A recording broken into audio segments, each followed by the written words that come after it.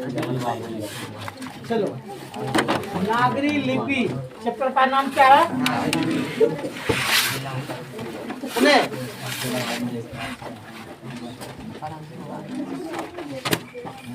नागरी लिपि गुणाकर मूल्य द्वारा लिखित एक निबंध है। लिखित एक निबंध है। किसके द्वारा? गुणाकर मूल्य द्वारा। सुने, आप जानेंगे कि सम्राट अशोक के शासन काल में, सम्राट अशोक के सुना, पत्थरों पर खुदाई करके खरोष्टी लिपि, ब्राही लिपि लिखा जाता था। खरोष्टी लिपि और ब्राही लिपि, सिद्धम लिपि, देवनागरी लिपि, ये सब उसी समय क्या हुआ? तैयार हुआ। क्या हुआ? तैयार हुआ। जाने? यस। ब्राही लिपि, खरोष्टी लिपि, सिद्धम लिपि, देवनागरी लिपि। सुने, ये तरह तरह की लिपियां थी, तरह तरह के लिपियां थी। ठीक, तो सबसे पहले आप जानते हैं कागज कलम नहीं था तो पत्थर पर जो है क्या किया था? छेनी मार करके लिखा जाता था। सुने, अभी भी जूनागढ़ देखो, सुना, अशोक के शिलालेख में पत्थर पर ही लिखे हुए सबूत हैं, निशान हैं। ठीक, खरोष्टी लिपि, बाह्य लिपि, सुना, देवनागरी लिपि। ठीक, तो हम अब देखेंगे वर्तमान समय की लिपियां को, वर्तमान समय के जिसको आप लोग लिखते हैं, जिसको आप लिखते हैं, इसको क्या कहते हैं? देवनागरी लिपि। इसको क्या कहते हैं? अब इसमें प्रश्न आ गया कि देवनागरी लिपि में क्या क्या चलते हैं और देवनागरी लिपि इसका नाम कैसे पड़ गया? नाम कैसे पड़ गया? सुने, आप जानेंगे कि पाटलिपुत्र के नरेश विक्रमादित्य को लोग देव कहते थे। लोग क्या कहते थे? देव। पाटलिपुत्र के नरेश विक्रमादित्य को लोग क्या कहते थे? देव। उसके नाम पर लिपियों का नाम क्या पड़ा? देवनागरी। क्या पड़ा? दूसरी ओर वाराणसी को लोग देवनगर के नाम से पुकारते थे। किस नगर से? देवनगर। इस कारण भी लिपियों का नाम क्या रखा गया? देवनागरी लिपि लिखा गया। कोई दिक्कत? अब देखना है कि देवनागरी लिपि में कौन कौन से अक्षर लिखे जाते हैं। आप देखेंगे हिंदी, संस्कृत, गुजराती, मराठी, पंजाबी, बंगाली, सुना, तमिल, बंगला, ये सारे के सारे किसमें लिखे जाते हैं? देवनागरी लिपि में। गुड। अब तुम लोग दो चार को भाषा का नाम बता सकते हो जो देवनागरी लिपि में लिखे जाते हैं? आप पूछेगा, सुना कि नहीं? हाँ, ये सब किस भाषा में लिखे जाते हैं? क्वेश्चन में भी होगा 2 नंबर में लिखा हुआ कि देवनागरी लिपि में कौन कौन से पुस्तकें लिखी जाती है। कौन कौन से है? देखो तब क्या लिखा है? देवनागरी लिपि में कौन कौन सी भाषाएं लिखी जाती है? कौन कौन भाषा का नाम बताए रे? नेपाली, सुना, हाँ, तमिल। तमिल कहाँ की भाषा है? तमिलनाडु की, और दूसरी ओर श्रीलंका की भी। सुना, जान गए हम लोग? तो इस तरह से हमने लिपियों को देखा। क्या देखा? लिपियों को देखा। सबसे पहले यह जानना है कि पत्थर की जब लिपियां चलती थी, लिखे जाते थे, तो सबके बस की बात नहीं होती। सबके बस की बात नहीं होती ना। अब तुम सोच सकते हो कि क्या क्या उस समय कठिनाइयां हुई होगी। तुम जब बच्चों को सिखाने के लिए चलते हो अपने घर में ही, तो क्या वो बच्चा तुरंत सीख लेता है? जरा ध्यान करो, तुरंत सीख लेता है? हैं? बच्चों पर भी हथौड़ी और छेनी चलाना पड़ता है ना? बोलता, कई बार उसको हम रिपीट करते हैं, कई बार कहते हैं पप्पा पप्पा पप्पा, तब पप्पा क्या कही? अरे अच्छा से नहीं बोलता है, लेकिन धीरे धीरे बोलना क्या करता है? अंडे। तो आप जैसे रीति रिवाज अपनाते हैं, बच्चे उस तरह का रीति रिवाज क्या करते हैं? अपनाते हैं ना। बच्चों का पहला पाठशाला अपना घर परिवार होता है। कौन होता है? दूसरा, सुना, समाज, तीसरा विद्यालय, तीसरा विद्यालय जहाँ बच्चे क्या करते हैं, शिक्षा। सुना, समाज के बच्चों के बीच में कई तरह के बातें सीखता है, फिर स्कूल जाकर के सीखता है। तो प्यारे बच्चों, आप देखोगे कि पत्थर पर तब तक लिखे गए, सुना कि नहीं, जब तक कि भाषा सब लोग के पास में नहीं आती, सब लोग के पास में नहीं आती। पहले केवल राजे महाराजे के घराने तक ही शिक्षा सीमित थी। सुना, राजे महाराजे के घराने को ही शिक्षा दिया जाता। सुना, इसलिए करके शिक्षा आम लोग के बस की बात नहीं थी। सुना, देश के अधिकांश लोग क्या रहते थे, मूर्ख रहते थे। सुना कि नहीं, इस कारण जो है कलहू के बैल के तरह, कलहू के बैल के तरह इस गरीब जनता को होशियार बुद्धिमान लोग क्या करते रहते थे, कटाते रहते थे, लूटते रहते थे, उसके शर्म सेवा को लेते रहते थे, है ना।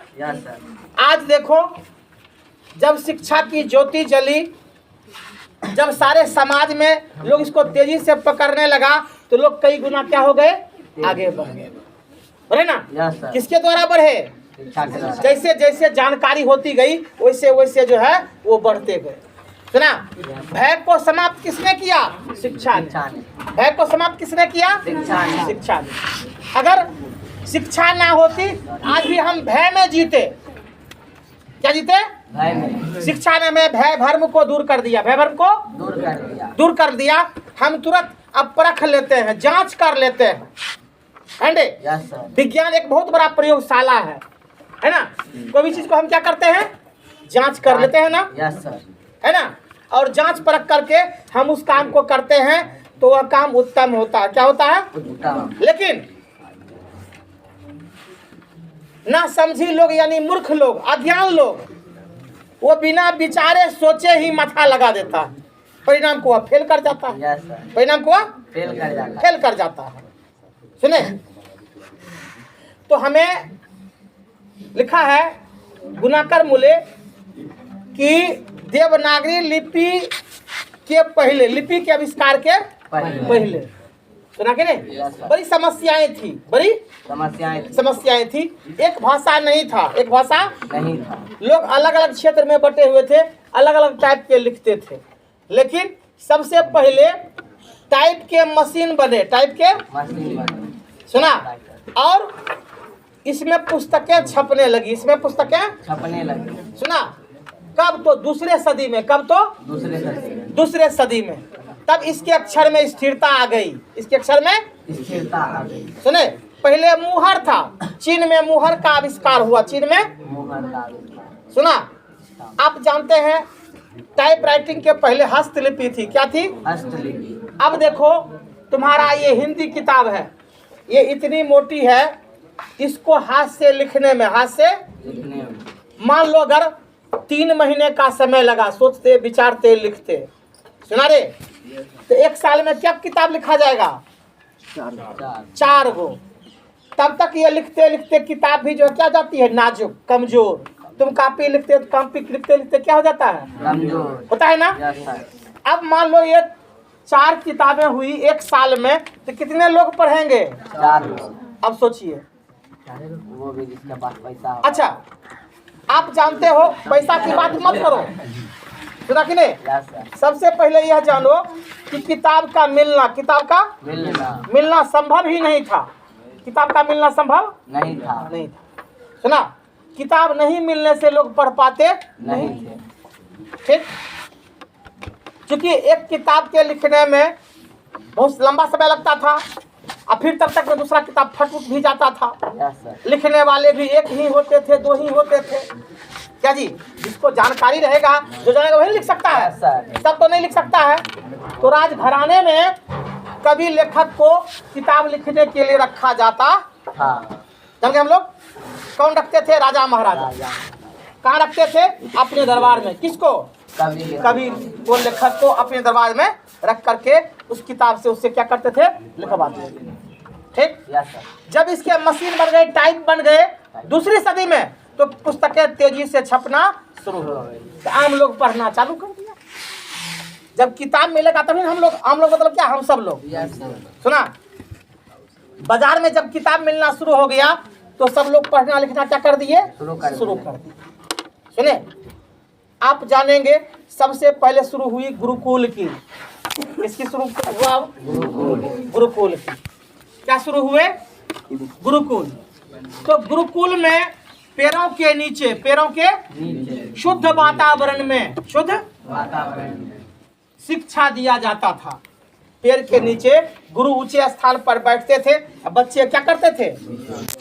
बच्चों का ड्यूटी होता था 10 लड़के गायों का चारा लाएंगे, 5 लड़के जहां गुरुजी पढ़ाते हैं उसको साफ सफाई में लगेंगे, 5-10 लड़के मिलकर के गुरुजी का भोजन तैयार करेंगे। फिर गुरुजी के भोजन के लिए जो है सामग्री जो है सब संग्रह करके इधर उधर से भिक्षा मांग करके लाएंगे। इस तरह से गुरुकुल में शिक्षाएं होती। सुना? तो शुद्ध वातावरण में बच्चे क्या करते थे? पढ़ा लिखा थे।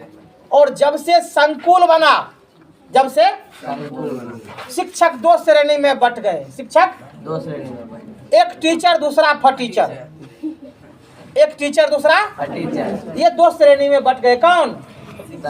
टीचर। क्या क्या हो गए? टीचर और फटीचर। टीचर वह कहलाए जो बच्चों को पढ़ाए लिखाए समझाए अपना जवाबदेही समझे। फटीचर वह कहलाए जो आए स्कूल में बैठ करके दिस दैट करके क्या हुए, वह क्या कहलाए? जाने? कोई दिक्कत? इसको क्या कहे हम? फटीचर। वो पढ़ाने नहीं आए, वो बल्कि बच्चों का शोषण करने आ गए। क्या आ गए?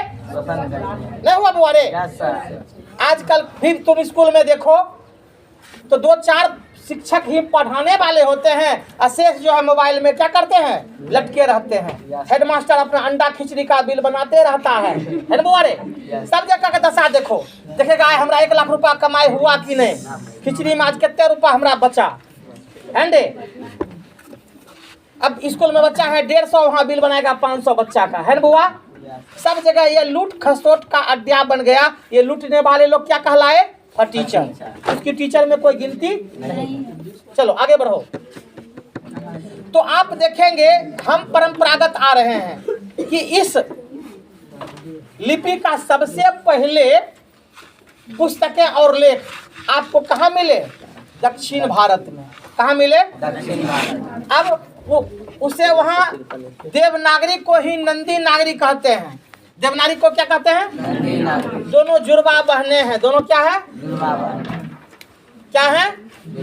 जुड़वा बहने हैं। समय परिस्थितियां जैसे जैसे बनते गए, राजा महाराजा अपने अपने दरबार में रख करके अपने अपने पुस्तकों का रचना करना शुरू करवाए। सुना?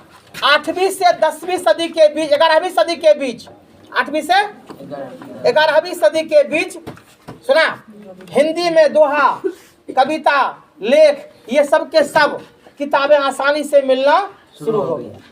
इसे सार्वदेशिक लिपि कहते हैं। क्या कहते हैं? जब सबको मिलना शुरू हो गया आसानी से, आम लोग उपलब्धता बाजार में बिकने लगा, सब लोग खरीदने उड़ने लगे, इसको कौन लिपि कहते हैं? ये सार्वदेशिक। कब से कब? 8वीं से 11वीं सदी के बीच। सुने, अब जो है दक्षिण उत्तर पूरब पश्चिम जितना था सबके सब राजा महाराजा अलग अलग खंडों में बटे हुए थे, अलग अलग खंडों में बटे हुए, और सब अपने अपने दरबार में पुस्तक का रचना करवाना शुरू कर दिया। रचना करवाना ताकि जनताओं का तेजी से क्या हो? विकास हो। तेजी से क्या हो? विकास। और लोग तेजी से ज्ञान को अर्जित कर सके, ज्ञान को अर्जित कर सके। अब इसी में दिया गया है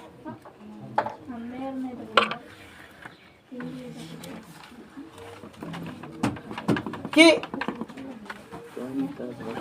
कई देश में दिया है। इसमें तिब्बत में, सुना, वर्तमान समय भी उस समय के लिखे गए किताब मिले हैं।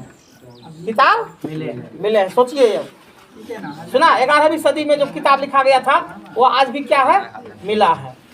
और आप जानोगे कि उत्तर भारत और दक्षिण भारत में तो हम चर्चा किए ना, हम राजा का नाम नहीं बताए। जब क्वेश्चन आंसर लिखाएंगे तो किताब से फिर क्या करेंगे? उसका नाम भी आपको लिखाएंगे। तो वो राजे जो है अपने अपने यहाँ विद्वान को रख करके क्या करते थे? पुस्तकों को लिखवाने का काम करते थे। सुने, उसके बाद कई आक्रमणकारी विदेशों से आए।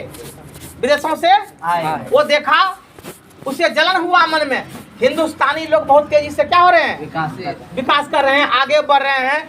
तो यहाँ को विश्वविद्यालय में आग लगाना शुरू कर दिया। तुम लोग जाना होगा बख्तियार खिलजी ऐसे थे जो कई विद्यालयों में क्या कर दिया, विद्यालय में आग लगवा दिया। जहाँ काफी संख्या में रखे पुस्तकों में क्या हो गई, आग लग गई। सुना, आप जान ले उस नालंदा विश्वविद्यालय में 5 विषय की पढ़ाई होती थी। सुना, तर्क विज्ञान, आदमी को तर्क पर पढ़ाया जाता था कि सही है कि नहीं, सिद्ध करके। सुना, तांत्रिक विद्या, तंत्र मंत्र, सुना कि नहीं। उसके बाद ज्योतिष शास्त्र, गणित, सुना, ये सारे के सारे क्या होते थे, चिकित्सा विज्ञान, ये सब पढ़ाए जाते थे। कहाँ में, नालंदा विश्वविद्यालय में। सुना, तो आप जान लीजिए विदेशी आक्रमणकारियों ने ऐसे विश्वविद्यालय को क्या कर दिया, अभी भी उसका खंडहर जीवंत उदाहरण के रूप में मौजूद है। तुम लोग कभी जाओगे देखने के लिए तो तुम उसे देख सकते है ना। खंडहर को सरकार सुरक्षित रखे हुए है। फिर विश्वविद्यालय दूसरा जगह क्या कर दिया है, नया तरह से निर्माण कर दिया है ना। तुम जानते हो आज विश्व में उसका आज भी नाम है। और उस समय सुना 2 विश्वविद्यालय बिहार में ही था, एक विक्रमशिला भागलपुर में और दूसरा नालंदा भी बिहार में है। अभी भी दोनों बिहार में है ना। एक केवल पाकिस्तान में था, तक्षशिला विश्वविद्यालय। कहाँ है, पाकिस्तान में। वो पाकिस्तान भी पहले किसका अंग था, हिंदुस्तान का, भारत का, है ना। उसका विभाजन कब हुआ, 1947 में। कब हुआ, 1947 में। भारत से ही पाकिस्तान का जन्म हुआ, भारत से ही पाकिस्तान का जन्म हुआ। ठीक, फिर पाकिस्तान से बांग्लादेश का जन्म हुआ। आप लोग खुद जान रहे हैं, है ना। आगे चलिए। अब है कि कई राजा जो बाहर से आए लेकिन यहाँ अस्थायी रूप से बस गए और उसके वंशज कई वर्षों शासन किया, कई वर्षों तक। ऐसे राजाओं में गुर्जर प्रतिहार का नाम आता है। किसका आता है, गुर्जर प्रतिहार का आता है। वे शायद आर्य ही थे जो भारत में आकर स्थायी रूप से क्या हो गए, बस गए। उन्हीं का वंशज मिहिर सेन, सुना, महेंद्रपाल, मिहिर भोज, ये सब के सब प्रतापी राजा हुए जो कई वर्षों तक हिंदुस्तान में शासन करते रहे। हिंदुस्तान में कई शासन तक शासन करते। तो इस तरह से आप इस पाठ को जाने। सुना, अब थोड़ा सा सुनाओ। हाँ, तुम लोग से पूछते हैं अब, तो सुना कि नहीं। हिंदी के टाइप कौन सदी में बने, गुड, दूसरी सदी में। बहुत अच्छा, एकदम गुड जवाब। लड़की लोग उधर से बोलेगी, उधर से बोलना है कि देवनागरी लिपि में कौन कौन से भाषाएं लिखी जाती हैं। हाँ, कन्नड़, सब तमिल, कन्नड़, पंजाबी, बंगाली, नेपाली, सुने। हाँ, याद रखना 5 को कम से, मराठी, गुजराती सब तो है, कम से कम 5 को याद रखो कम से कम। ये सब के सब किस में लिखे जाते हैं, देवनागरी में। किस में लिखे जाते हैं। चलो अगला अब क्वेश्चन है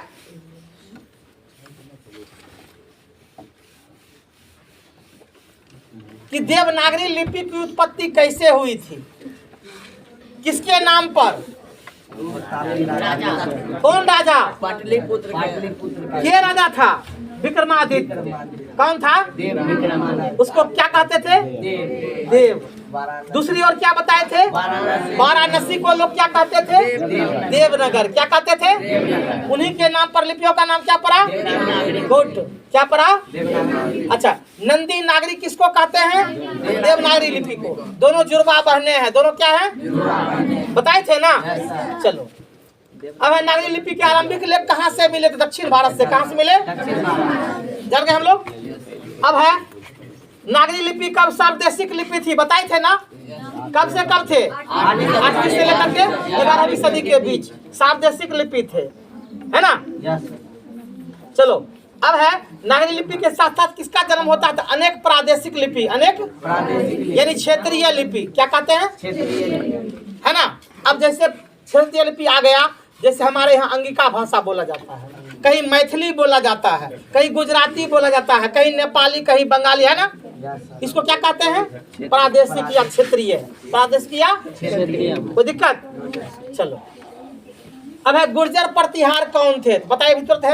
गुर्जर प्रतिहार क्या थे? विदेशी थे और भारत आकर क्या हुए? बस गए। उन्हीं के वंशजों ने यहाँ बहुत दिन तक क्या किया था? शासन किया था। जान गए आप लोग? देख लेते हैं इस टाइम। हाँ हो गया।